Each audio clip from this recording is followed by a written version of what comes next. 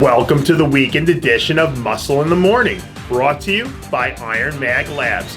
Make your mark. I'm your host, Dave Palumbo, and I'm here to bring you all the latest news in the world of bodybuilding and fitness. It's Friday, October 16th, 2015, so let's get to it. While the Olympian may not have worked out quite like he had hoped, it was still one hell of a year for Johnnie Jackson. After a string of subpar showings leading to rumors of his demise, the real JOJ reintroduced himself to the haters in a major way here in 2015, bringing home a win and two other top 3 placings. Somehow, at 44 years young, the old dog managed to learn a few new tricks, and the hard work paid off in spades. Who knows how many more years Johnnie Jackson plans on competing or how much gas he has left in the tank, but if he keeps improving like he has, he'll be entering the Tony Freeman territory, getting more dangerous as the years progress. Some things in this world just go together. Peanut butter and jelly, burgers and fries, and in this case, Ronnie Coleman and heavy-ass weights. After being sidelined for over 3 months by another major back surgery, the greatest bodybuilder to ever walk the planet Earth is back in the gym, making all things right with the world. This week, Coleman released some footage from one of his first training sessions back, pledging to his legions of fans around the world that he will in fact get his 17-inch arms back.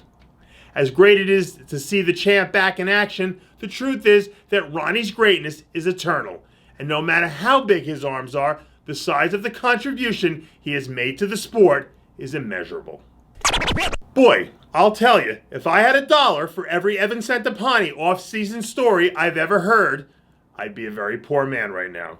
But thankfully, for the bodybuilding community, Centopani poked his head out of whatever cave he's been hiding in to release some training footage, and I think it's safe to say that he hasn't been missing too many meals as of late.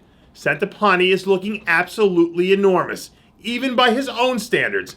After 2 reasonably solid outings to start the year at the Arnold USA and the Arnold Australia, Centopani retired into his competitive fortress of solitude for the season, just as he did in 2014. When he's on, Evan is a top 5 bodybuilder in any lineup on any stage.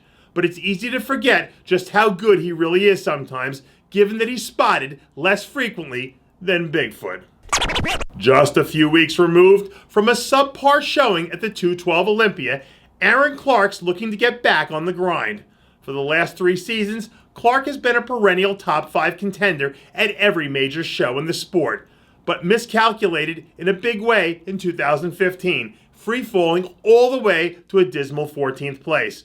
However, judging by some recent training footage we've seen coming out of his camp, Clark doesn't appear to be any worse for the wear, and looks to be getting back on track for next season.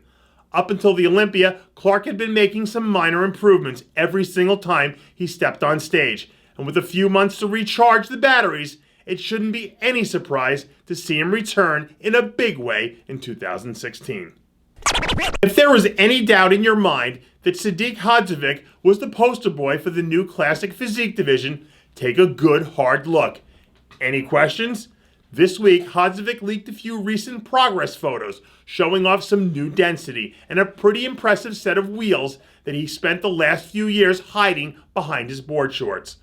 When the legendary Frank Zane says that Hadzovic might have the best body of all time, that might be the validation needed to go ahead and pencil this guy in as the standard bearer for the new division.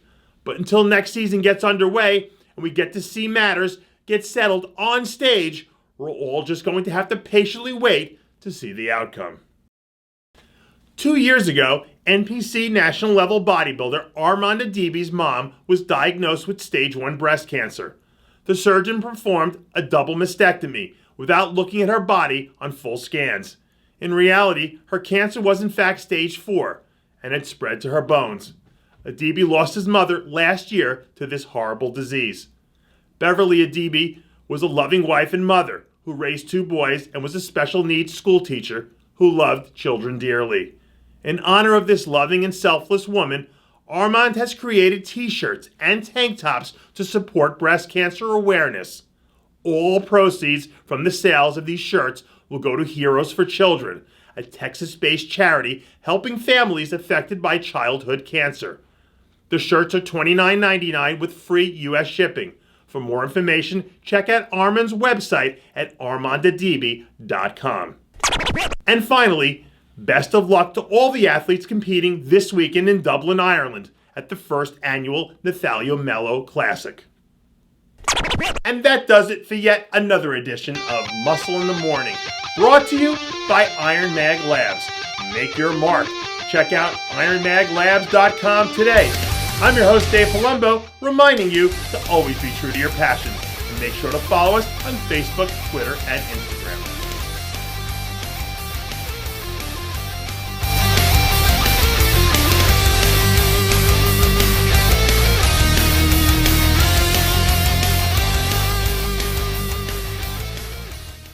Hey guys, it's Stevie B here. If you like what you're seeing, hit the subscribe button below and never miss another RxMuscle show, segment, or update. RxMuscle is #1. Woo!